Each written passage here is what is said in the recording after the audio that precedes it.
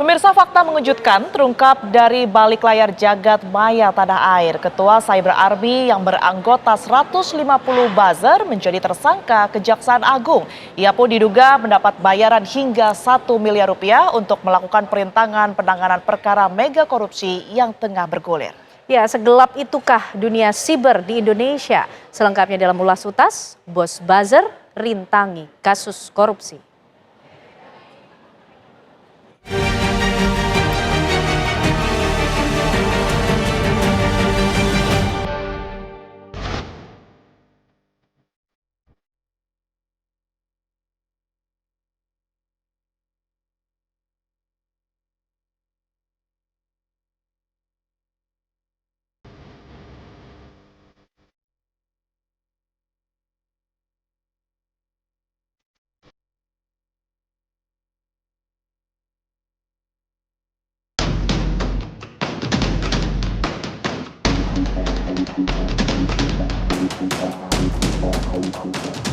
Korps Adiaksa dibuat meradang.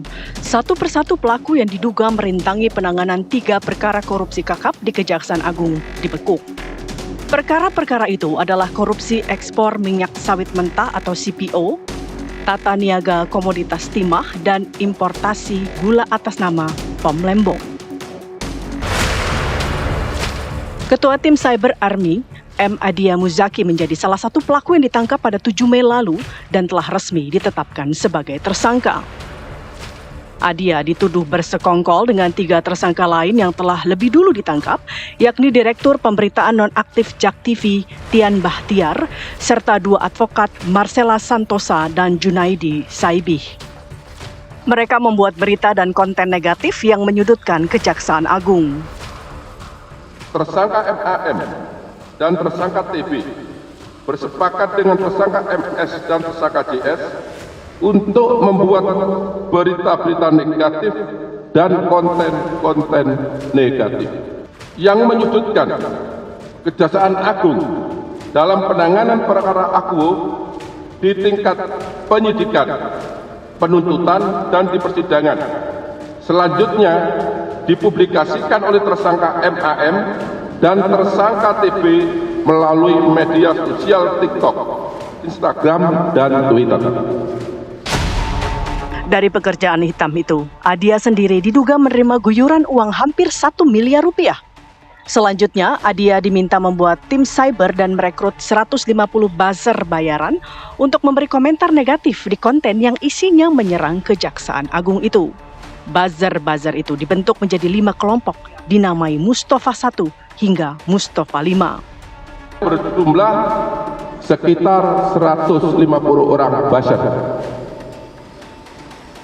Kemudian merekrut, menggerakkan, dan membayar buzzer-buzzer tersebut dengan bayaran sekitar 1,5 juta rupiah per buzzer untuk merespon dan memberikan komentar negatif terhadap berita-berita negatif dan konten negatif yang dibuat oleh tersangka TB tentang penanganan perkara akuo yang saat ini sedang berlangsung. Jumlah total uang yang diterima oleh MAM dari MS sebanyak 864.500.000 rupiah. Atas perbuatannya yang dituduh merintangi penanganan kasus korupsi, Adia dijerat dengan pasal tindak pidana pemberantasan korupsi. Apa yang membedakan serangan buzzer kolektif ini dari serangan-serangan buzzer kolektif sebelumnya ya? Kalau dikatakan ini merintangi, kalau dia sekedar menyerang kan, sekedar mengutarakan kemarahannya atau dia menyesatkan atau dia mencaci maki seperti saya katakan tadi, apakah itu bisa dikatakan sebagai melanggar hukum pidana ya? Karena dia tidak bisa disebut merintangi penyidikan, dia sekedar yang mengacaukan pengetahuan kita aja. Jadi dia kayak semacam noise gitu. Kalau dalam ilmu komunikasi itu ada yang disebut sebagai noise, gangguan ya. Tapi memang gangguannya kolektif. misalnya 500 orang. Itu kan memang luar biasa kalau sampai 500 orang itu menyerang bersama-sama. Pertanyaan saya cuma satu, tapi apakah itu adalah sebuah pelanggaran hukum pidana atau bagian dari kebebasan berekspresi saja kan? Pakar hukum pidana Suparji Ahmad berpandangan lain. Ia menyebut perkara bos buzzer itu telah memenuhi unsur-unsur pidana, salah satunya dimensi substansi, yakni ditemukannya kesengajaan dan niat tak baik merintangi penyidikan oleh penegak hukum di Kejaksaan Agung. Secara substansi bahwa ditemukan adanya satu niat yang tidak baik dalam proses penyidikan. Niat yang tidak baik tadi itu apa? Merintangi penyidikan tadi itu, mempengaruhi penyidikan tadi itu, dan proses perintangan tadi itu bukan murni karena kemauan sendiri gitu ya, tetapi karena ada satu pihak yang mempengaruhi gitu, yang menggerakkan, yang itu mendanai kan gitu loh. Maka berangkat dari situlah, maka secara substantif bahwa telah terpenuhi adanya unsur dengan sengaja, adanya niat yang tidak baik kan gitu. Jika ditarik asal-usulnya, aksi buzzer bertujuan untuk memanipulasi pesan, mempromosikan produk atau layanan hingga promosi politik. Lantas, bagaimana dengan sepak terjang komandan buzzer yang kini berurusan dengan Kejaksaan Agung? Kalau kita lihat buzzer itu zaman dulu kan netral-netral saja ya. Mereka tuh kayak influencers. Ya, ketika perusahaan ingin mempromot bisnisnya, mereka bisa menyampaikan lewat iklan yang dilakukan oleh si buzzer atau influencers ini gitu. Tetapi kemudian karena kontestasi politik, ini fungsinya jadi semakin negatif seolah-olah gitu. Karena dipakai untuk memanipulasi opini publik, menyampaikan informasi yang tidak benar juga kadang-kadang gitu.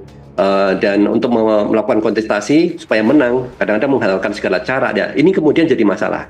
Selama yang dilakukan itu sudah wajar saja, ya wajar. Kemudian mempromot program, kan ada penting ya, jasa buzzer atau influencers itu hal yang wajar ya.